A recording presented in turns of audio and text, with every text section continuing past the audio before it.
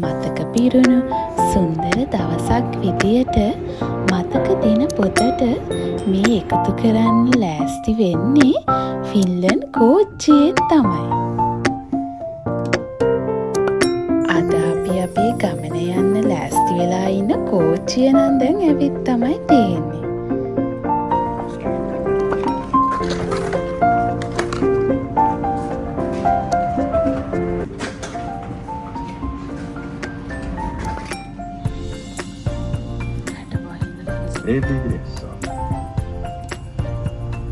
Dear passengers, this is a night train to Helsinki. Our following stop is at Tampere. Have a pleasant journey.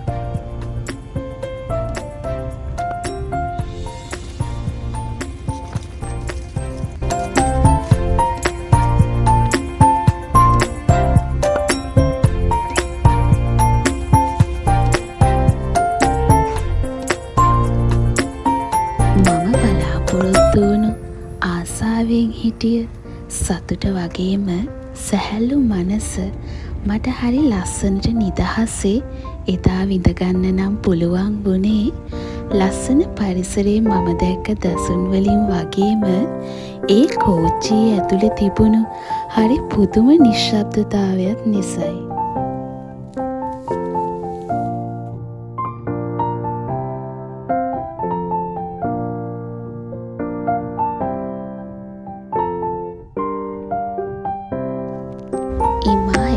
යද්දිම මම මේ අරන් ආපු chocolate tip එක train එකේ දැකලා එයා මට මොනවද මේ කියන්නේ ඔයාලා හිතන්නේ.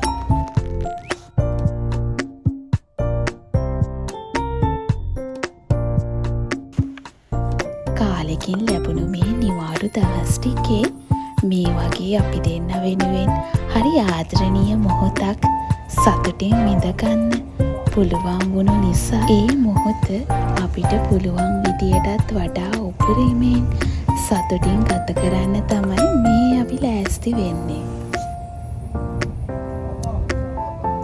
මොකද කියනවනම් ජීවිතේ හැම තෑම සුන්දර සතුට වගේම හරි ලස්සන දවස් අපිට මුණ ගැහෙන්නේ නෑ නේද?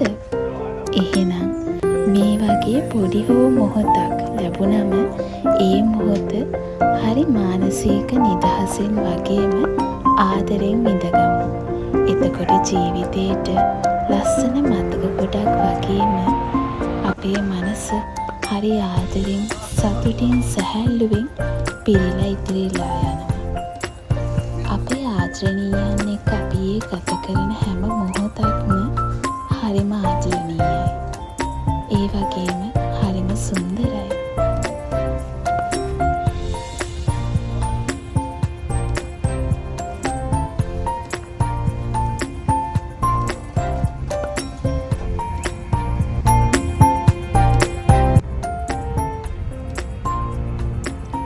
ෆින්ලන්ඩ් කියන්නේ හරි ලස්සන ගස්කොළන් වලින් පිරුණු හිතට ප්‍රිය කරන මානසික නිදහස උපරිමයටත් වඩා ලැබෙන හරි සුන්දර රටක්.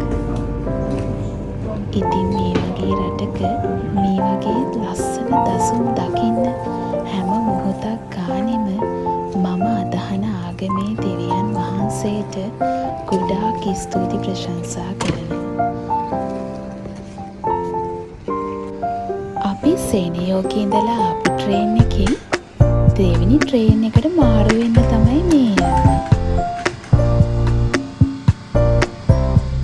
දෙවෙනි ට්‍රේන් එකේ පැයකට වගේ කාලෙකට පස්සේ සේනයෝකේ ඉඳලා පටන් ගත්තු අපේ ට්‍රේන් එකේ ගමන නම් ඉවර වුණා.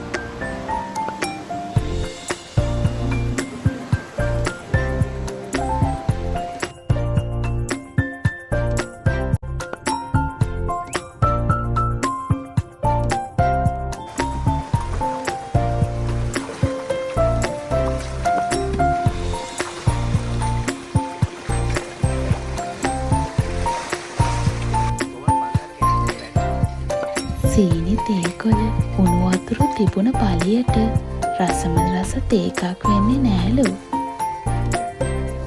තේකක් වගේම ජීවිතයත් ඇල් මැරෙන්න දෙන්න හොඳ නෑලු.